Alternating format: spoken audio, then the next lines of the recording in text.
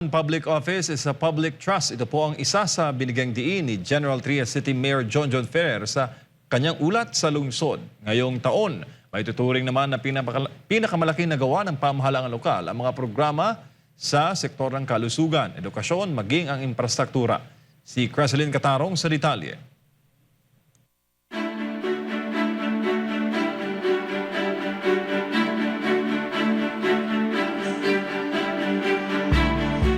Karapatan ng bawat mamamayan na malaman ang tunay na lagay ng kanyang komunidad. Ang tagumpay ng isang lungsod ay nakasalalay hindi lamang sa liderato, kundi pati na rin sa pagkakaisa ng mga nasasakupan nito. Isa sa mga paraan upang masukat ang epektibong serbisyo ng ating mga lider ay ang State of the City Address. Ngayon, nandito tayo sa General Trias upang masaksihan ang mga programang naisakatuparan ng kanilang punong lungsod. Bukod sa pagdalo ng mga elected official, nakilahok din sa ulat sa lungsod ni General Trias City Mayor Luis Jonjon Ferrer IV ang department heads ng lokal na pamahalaan, mga punong barangay at SK chairperson, pati na rin ang mga kinatawan mula sa national government agencies at civil society organizations.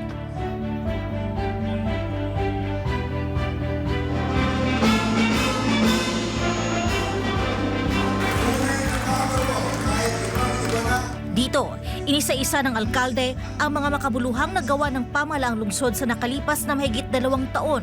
Kasama sa tinalakay ng alkalde ang mga programa nito sa iba't ibang sektor, kabilang ang peace and order, disaster resilience, social services, agrikultura, turismo, kalusugan, edukasyon, pabahay, digitalisasyon, negosyo o kabuhayan, infrastruktura at iba pa.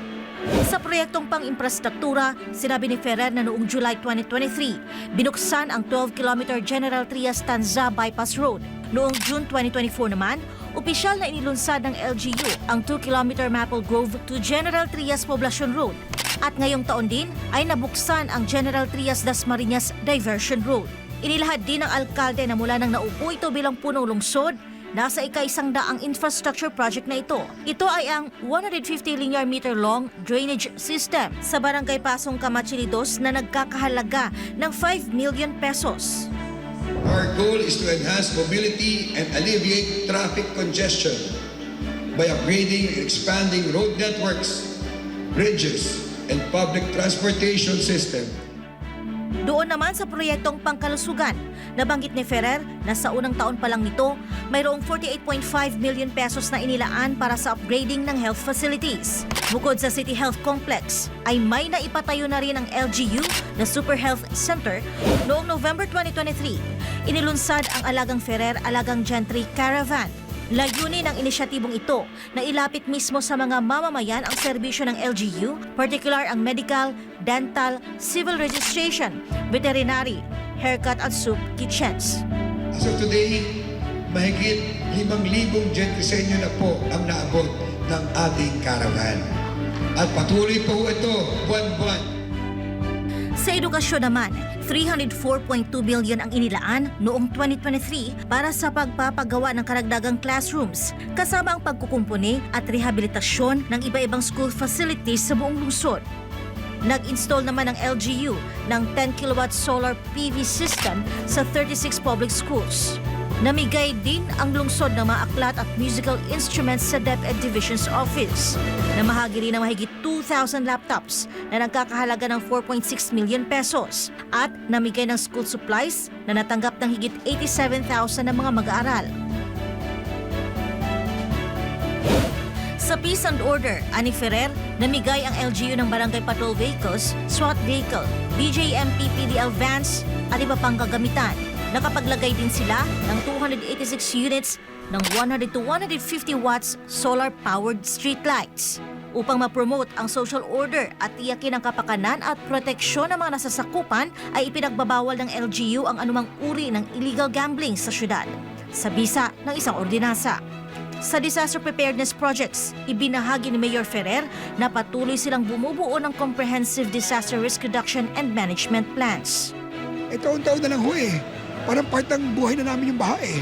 Kaya taon-taon, allocate kami ng pondo for preparedness. So, Kaya nga wala naman tayo na buhay eh.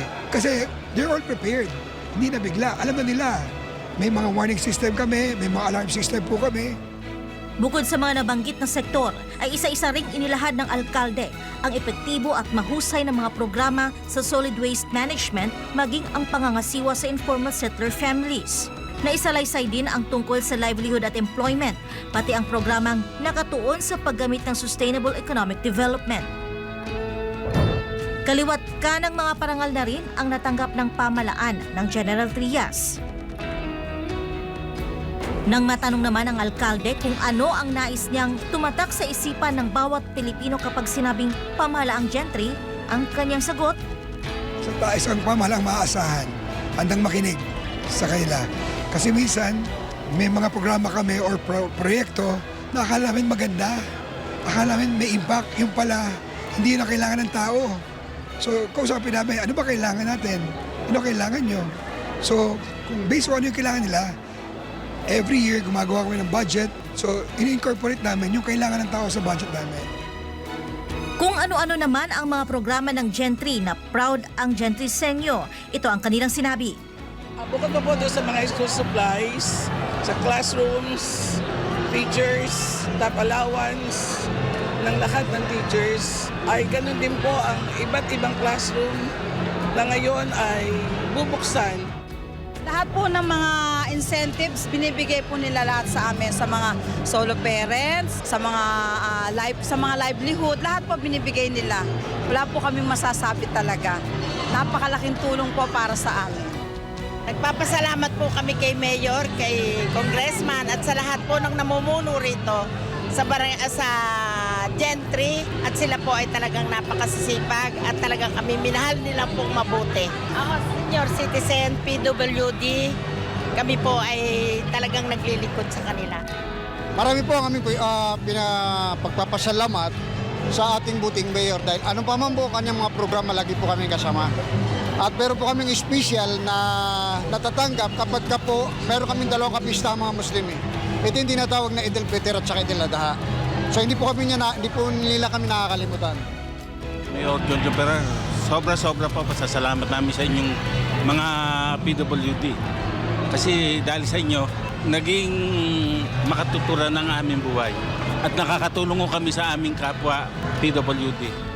Para sa akin, napakahalaga ng isang punong bayan ay may malasakit para sa kanyang mga constituents. Zero gambling, yes. Magsimula pa po nung time na first time mayor ni Mayor John, I think 2013, wala na po talaga. Kasi siguro sabi nila, mas pag walang gambling, mas walang gulo. Instead of isugal natin, mabibigay natin sa pamilya natin. Ikaw, proud citizen ka rin ba ng iyong lungsod? May mga naalala ka bang magagandang programa ng iyong lokal na pamahalaan? Sa huli, ang tunay na sukatan ng pag-unlad, hindi lamang sa proyekto o plano, kundi sa kung paano nararamdaman ng bawat isa sa atin ang pag-asenso. Kaya't ikaw, ako, tayong mamamayan ay may tungkuling makialam at makibahagi sa bawat hakbang ng pamahalaan at komunidad sa pagkakamit ng mas maganda at puno ng pag-asang bukas. Para sa Diyos at sa Pilipinas kong mahal, ito si Greslyn Catarong, SMNI News.